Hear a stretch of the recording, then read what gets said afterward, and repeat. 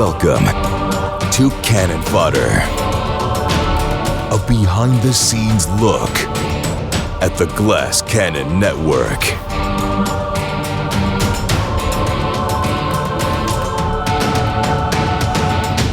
Yo, what is going on, everybody?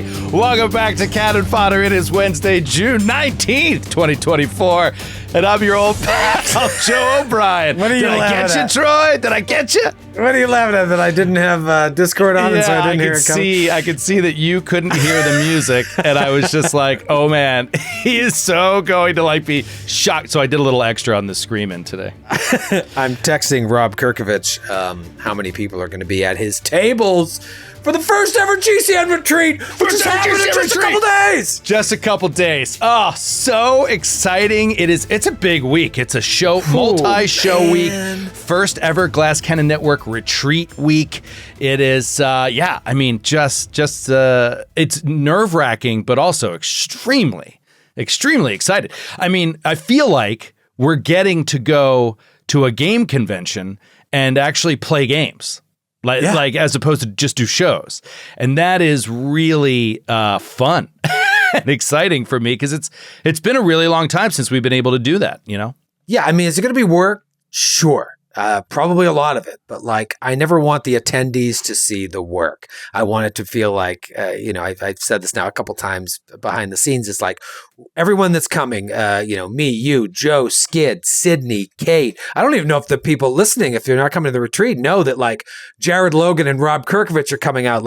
All these people, I want you to think you're hosting a party at your house, but you also get to enjoy the party because the best hosts find a way to not just be constantly mixing drinks and cooking on the grill. You enjoy the party as well. Otherwise, what's the point of having the party? But we never get to do that. And that's all about prep. That is all about prep.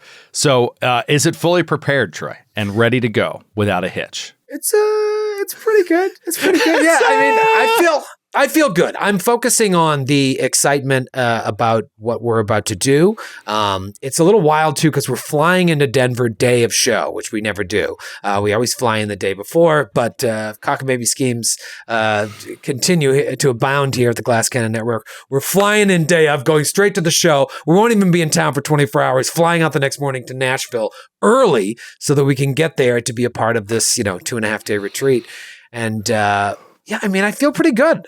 Last night, as I'm watching the Celtics win the NBA championship, during the commercials, I'm reading the rules to the board games that I'm running just to have them in my head. And then I go back, watch the Celtics dominate, back to the rule book, dominate, rule book, confetti, rule book. So I'm excited, man. I think it's going to go by really, really fast. We have a special channel on our subscription Discord that is just for the members of the retreat. And I'm hearing them talk about, we're going to hit the pool. We're going to go to the honky tonks. I'm like, where are you finding this time? I would love to do any of those things. I don't see it in the schedule because we're also doing a show in Nashville. Yeah, exactly. But I mean, most of these folks, they are, they sign up for a game, they're playing a game, and you don't know what they might be doing in that next slot. Maybe that's somewhere they could take in a honky tonk or something. We're just the ones that are game. Yeah. But that is, yes, it's going to be work, but it's also just going to be so fun to just play. And try some new stuff. I'm really psyched about playing Betrayal at the House on the Hill, which is just a classic board game that everybody knows. There it is. There she is. A classic one. Everybody knows that I have just never played. So I've only excited played once to try it out. And I was paid to do it, and I was on camera with Matthew Lillard. It was a fun time. There you go. Did that ever air? Yeah, it did air. It aired on Halloween or the weeks leading up to Halloween last year. We recorded it at Gen Con. And it was fun. I was like, man, this is a fun game. I wish I could just... People freaking rave about it. Yeah. So I'm definitely excited to try it out. Anyway, lots to go into on that. So let's talk. We'll talk a little bit about the shows, a little bit about the retreat. We'll talk about GCP episode 39. A nice layout of We Are Stupid from Professor Eric, and of course, listener mail. We got you. What are you looking forward to most about the trip to Denver? I know it's going to be a quick one, but we went there last year, and you came right back. You seem to you like these fans. You like these fans out there.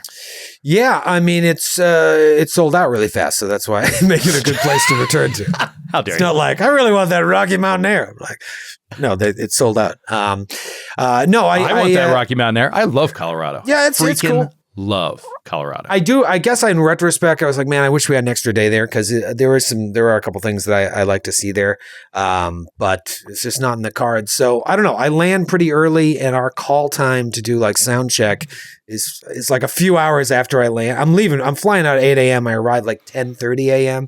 So I don't know. Might have time for a little Rocky Mountain IPA somewhere. Oh, I thought you were going to go on a hike. Quick hike. No, that's not my speed. No. No, I'm gonna, we'll do that show and then just fucking rock it. I mean, I'm pretty excited about this weekend shows too, because we are where we're at in Strange Aeons, the St. Paul show we just aired last week. Obviously we did Vancouver the week before, and Vancouver's fine, but like St. Paul, I was rewatching some of it during the premiere. We were out of control. The tour is it's out of control.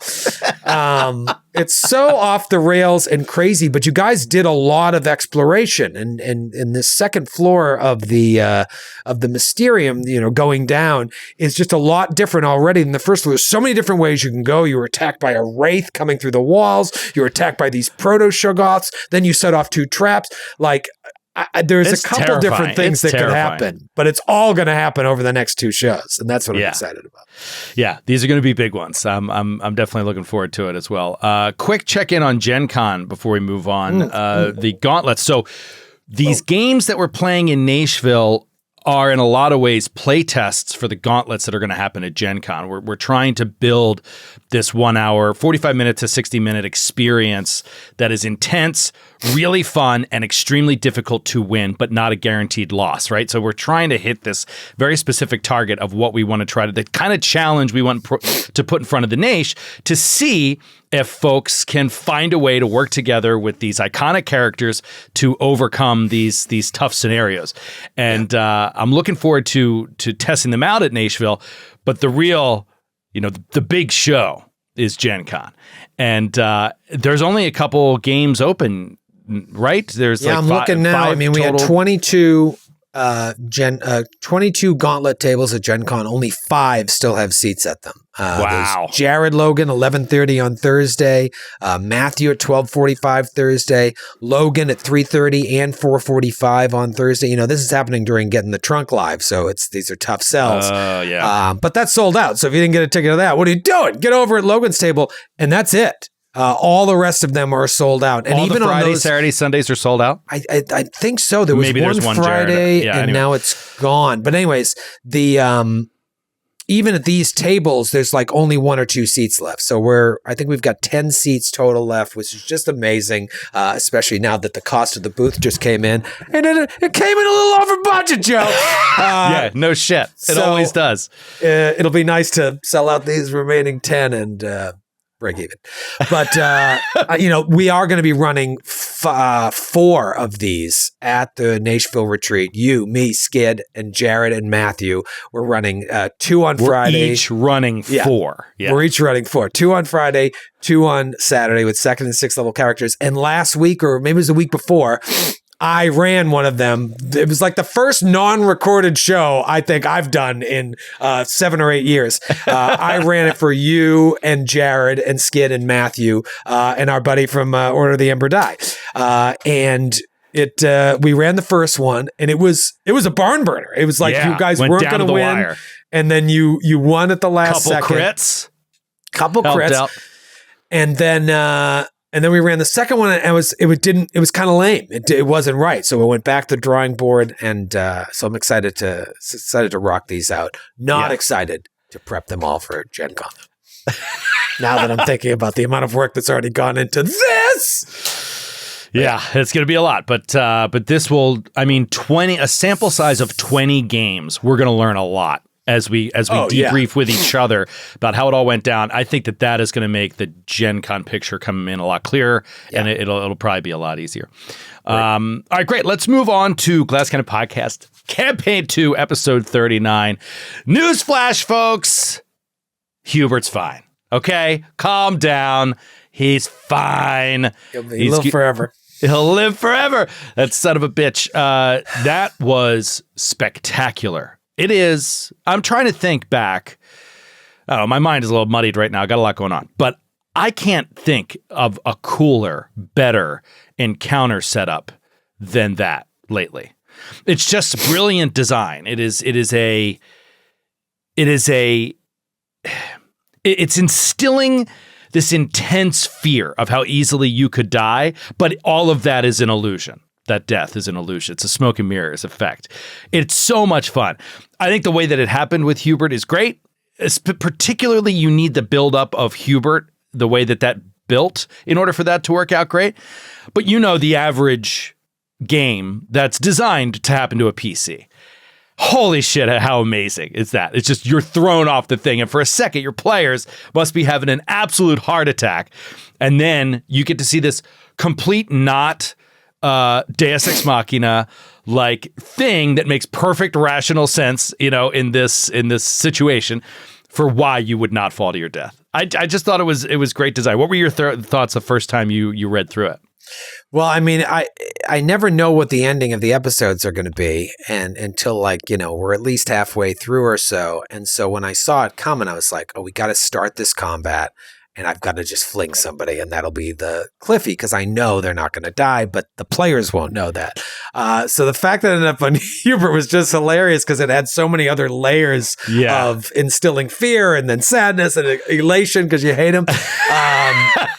But it was a really cool combat because it's still pretty devastating, right? You get slammed, you lose 10 hit points, and you're sickened 1. If that keeps happening, you guys don't have a lot of hit points. If it happens to you twice, now you're down 10 hit points and you're sickened 2. So not only are you which is it's already near death. Right, you've got to play defensively, and now you've got to use everything to heal, but you're also much less effective at hitting.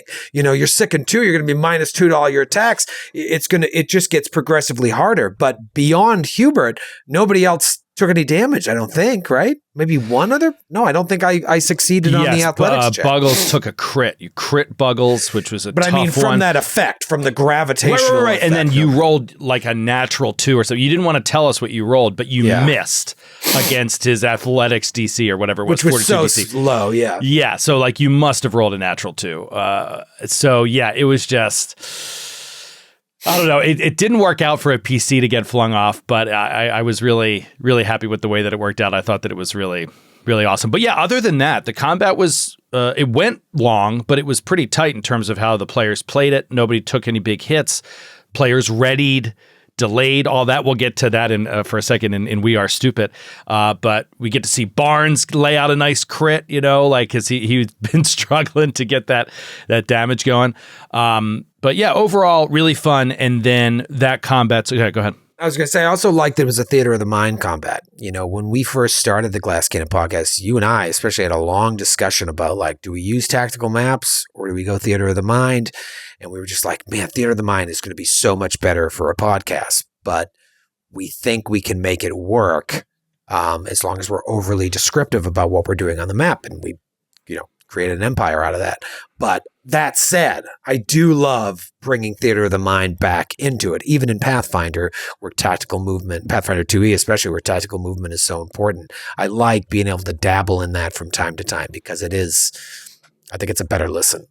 Yeah, I agree. I love theater of the mind. I do it a lot in Delta Green. You know what I mean? Because it's not based. So I mean, there are movement rules in Delta Green, and there is initiative and all that kind of stuff. And we have done it on maps, but I do enjoy the theater of the mind stuff every now and then, because it also forces people to be more descriptive. A lot of times, people see a map and they just get lazy with narrative description. Yeah, and I'll move 2 spaces this way, 1 space this way, and it just starts to lose its narrative feel and feels more like a board game. Yeah. So every once in a while, injecting that in is a nice and fun change. But anyway, we defeat one of these creatures, and then the other one flies off, and Zephyr and Asta have a little moment. I think it's worth noting. Zephyr and Asta, after a little blow up that had kind of been building after the death of Lucky, followed by the death of Talitha. It sort of builds into this tension between the two of them, and they kind of seem to resolve it. It was a nice little moment, little role play moment to have two characters solidify why they're allies, why they're going to adventure together, and now maybe that bond is a little bit tighter, which to me always just leads to higher stakes, better story. It's always better to kind of have that moment where you know why you're allying with these people or adventuring with someone else. So yeah. It's just nice to have that role play too, because like Giant Slayer, while it had plenty of great role playing moments, it never had any of that. It's just a bunch of dudes. You know what I mean? Like even with the female characters, it's not that their interaction was particularly feminine, but it was just they bring so much, such a different, fun energy to the show that they play things that we just don't think to play. Especially because like. Also in Giant Slayer, a very, very long campaign. Yes, we had characters come and go, but there were times when the same four characters that were all dudes, played by dudes at least, would be together for like 80 episodes. You know what I mean? Yeah. And it would just be like, what else are we going to talk about around the campfire? Like, let's just move on to the next encounter. And that can lose its luster a little bit. So it was great to have that dynamic take another developmental turn and grow. So that was really cool. And then of course, riding up to the final moment at the whatever this is, commune. I don't know. It's kind of weird, but a whole bunch of elves watching us approach. It's such a cool image, and I'm very excited to see where that goes next week. But any parting thoughts on this episode as a whole before we get into We Are Stupid? No, I'm excited to get into this next part. You're kind of stampeding, through the adventure at this point. I feel like it's kind of picked up speed, and you'd be shocked at how far you are into this book.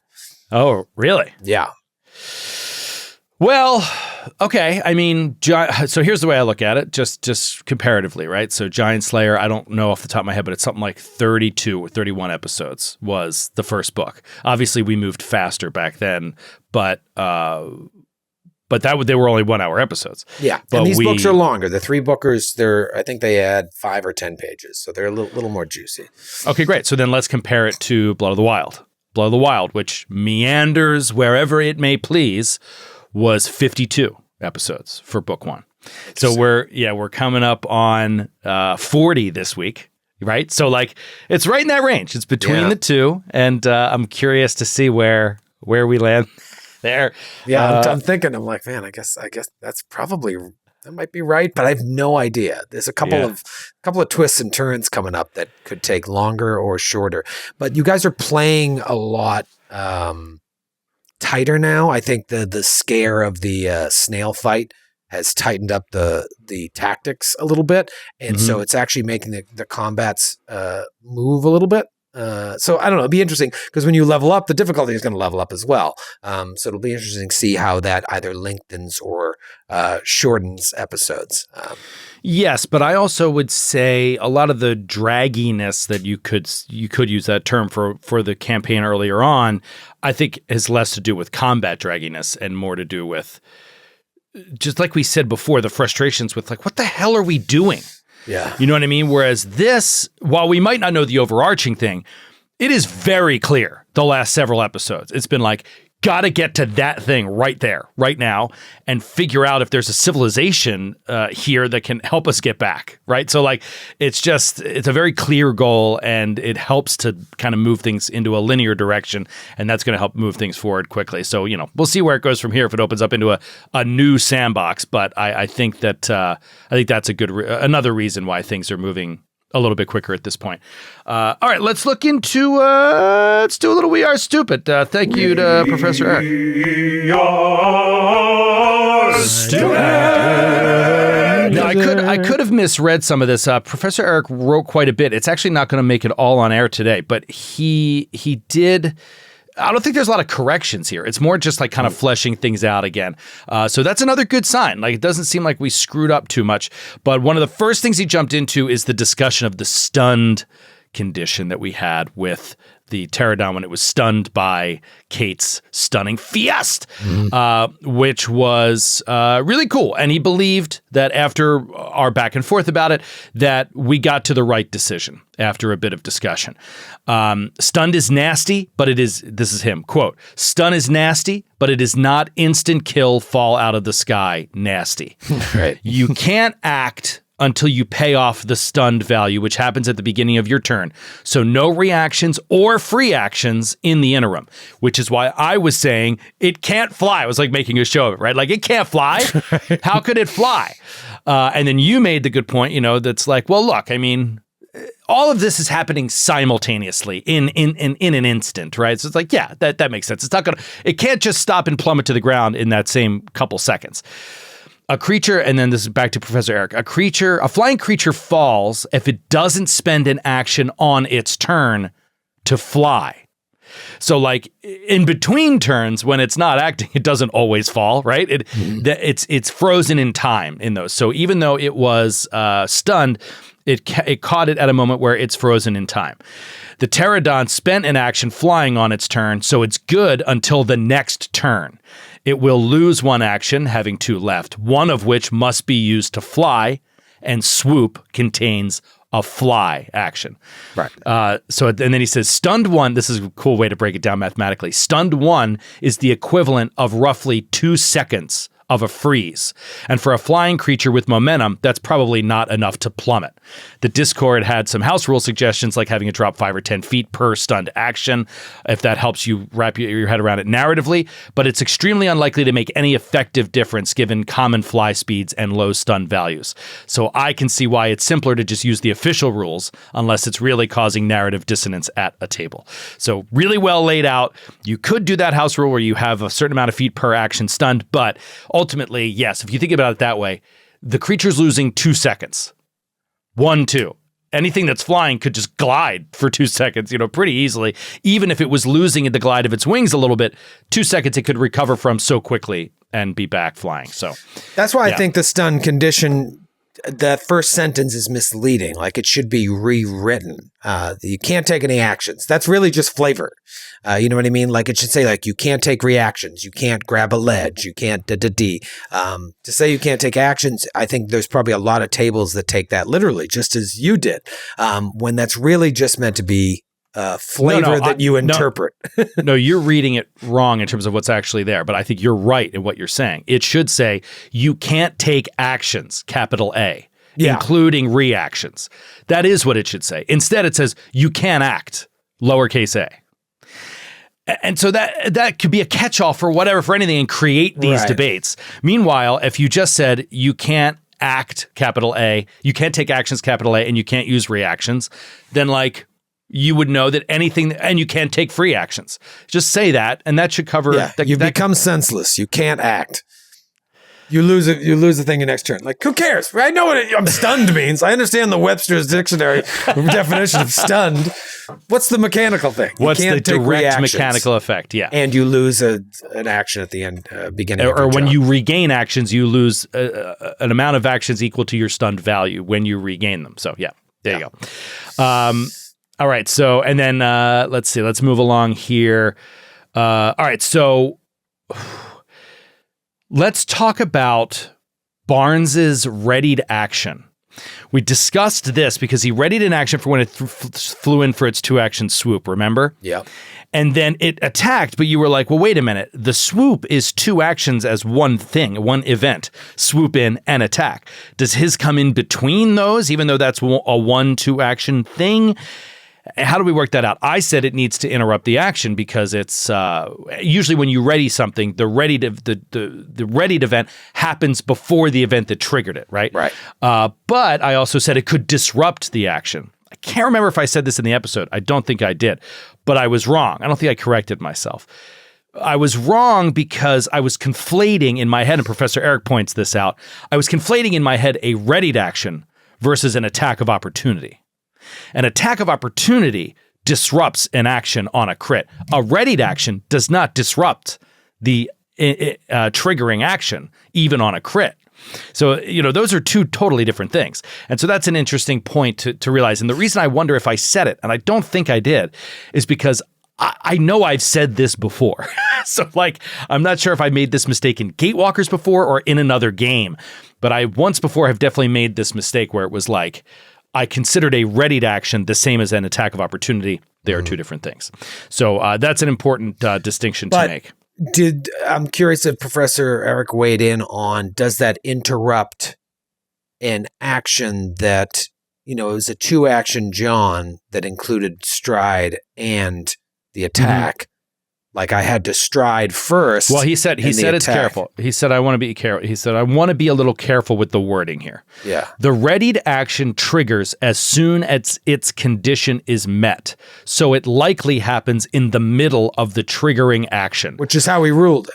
Right. But it doesn't disrupt the action. If both Barnes and the opponent have the same reach, which I believe they do, then yes, Barnes' strike would go before the creature's strike. If, quote, interrupt is being used in the temporal sense, then you're fine. And that's how you ruled it. But if you were thinking in the disrupt/cancel sense, then that's not correct. Right. Most readied actions wouldn't capital D disrupt the activity unless, say, a reactive strike that does disrupt manipulate actions on a crit. Of course, if a readied action KOs a creature, the rest of that creature's actions and activities would be disrupted as a result. Right. Yeah, right. That makes sense. That's all right, so makes sense. It's laid out nicely. All right, so there is more here, and he goes really in depth on the thaumaturge, and I honestly don't understand it. So I want to talk to him about it before we talk about it again on air. This isn't something that mattered hugely in this episode at all. So I want to talk to him about it because, man, there's some complicated stuff with Matthew's character. I think he's getting something, at least one thing wrong. Okay, well, here's one thing he is getting wrong that I am going to mention, and then we'll move on to listener mail. For exploit vulnerability, there are two branches to that work very differently. And this is what he lays out. This is what I believe Matthew got wrong in the episode. If the creature has a weakness, your strikes count as that weakness for the purposes of the encounter. Yeah. And it applies to all creatures of that type until you exploit vulnerability again. Matthew mentioned this on air. He's like, you know what else is cool? I could do this if another pterodon came 2 hours from now. I could use this without having to spend the action for exploit weakness. The problem here is the creature must have a weakness. Because the other option is the creature doesn't have a weakness. If the creature does not have a weakness, Matthew was very excited about this. He said, you create your own small custom weakness against the creature. Now, the distinction here is that does work, but it does not work against all creatures of that type. Only against that one. So that's what I think Matthew got wrong, is he said, and if another pterodon came, I could just use it on that. But the issue was they had no weakness. So even though he was exploiting a weakness that was just between him and that one creature, he would have to use an action on the next pterodon over to exploit weakness again in order to get that bonus.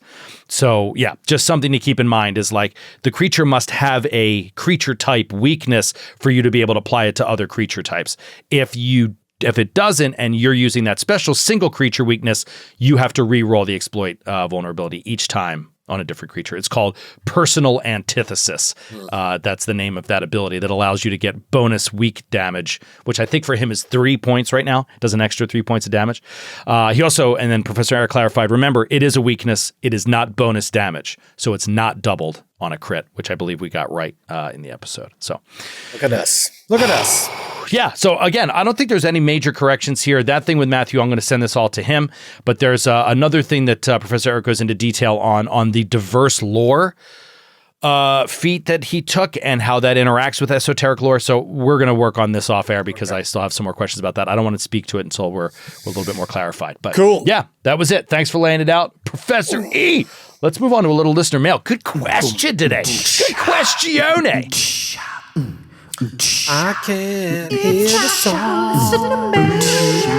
You're interrupting it. Gotta get your brain up on it. Time to listen to me. Gotta cue that fucking. All right, Derek from Austin. Thank you so much for writing in with a great question. I was thinking this exact question last week, and let's lay it out here. I am hopeful that for Gatewalkers, Troy is using milestone leveling. I don't know what you're doing. I don't know if you've said what you're doing. If you're just doing milestone, it seems like that's what you're doing. But, and then he says, but my question requires a trip in the imagination copter. Imagine you're using the regular XP system and your players bypass an encounter like they did versus the golems guarding the gondola. Do you give your players full XP as though they defeated the encounter? I always supported the idea of full XP, whether the encounter is overcome with diplomacy, deception, combat, or some other method that I didn't predict. I always worry that not giving full XP leads to gamey XP hunting, where the players just look for excuses to always have combat. Curious on your thoughts, but especially Troy's thoughts. I guess my go-to on that is I do not award full XP. Partial. I usually do partial. My system is always, and it's changed over the years, has always been a combination of like adding up individual XP, dividing it by the party members, and then like seeing how close it is to the milestones. In Giant Slayer, because you had so many different characters and they were coming in at different times, and then I can't remember how I dealt with Umlo, but like I would have fucking spreadsheets of just adding up the XP, and I would have you level up at different times, especially in Minderhall's Valley. Like the encounters were so all over the place, you could stumble into encounters that you weren't really ready for yet, and if you won them, you'd get a lot more XP than you would against just a couple of guys that you were kind of meant to fight earlier. So I really needed it then because the milestones were very suggestion-y. It's like, by the time they reach the cathedral, they should be this. And I'm thinking to myself, like, you could beeline to the cathedral, but also a lot of the adventure paths are written like, if the heroes have not made it to 5th level yet, throw in some encounters. And that's not what we do either. So I like to do a combination of, I like to really look at like, what do the numbers say? How close is it to what the book suggests? And then like, the things that I change are not like, let's throw in some random encounters.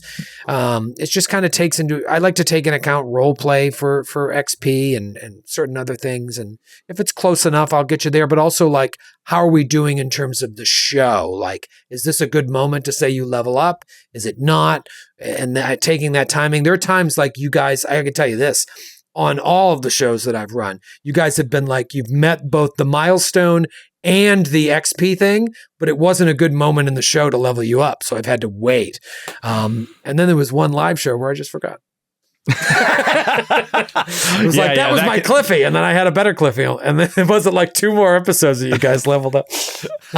You son of a bitch. Yeah, I'm all over the place. Well, that is very upsetting to hear. You forgot to level us up.